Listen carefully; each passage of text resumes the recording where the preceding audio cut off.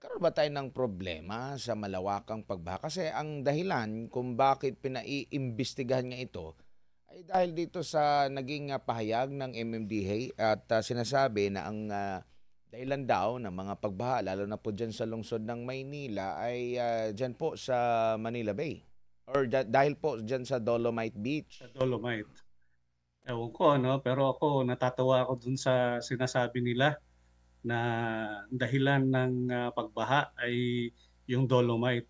Bakit hindi nila tignan at alam na alam naman ng Filipino people na merong proyekto para sa flood control projects na hindi ginamit, no? Kaya pagdating ng malakas na ulan ay meron talagang pagbaha kasi umaapaw yung mga sapa, no, mga ilog dahil yung proyekto na dapat sana ay protektahan yung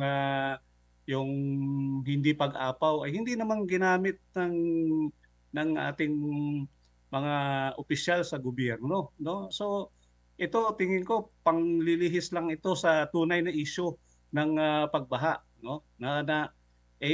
Pinagyabang pa nga ito ni President Bongbong Marcos nung sa isang SONA niya, no, na meron ng 5,000 plus na flood control projects. Pagdating ng 3 araw ng kanyang SONA, na fact check siya ng kalikasan at bumaha. So ang tanong ngayon ng taong bayan, saan yung mga flood control projects? At nakita na natin, ang daming ghost projects, daming substandard projects. Yun ang tunay na dahilan. Hindi yung Dolomite projects na yan. Tingin ko.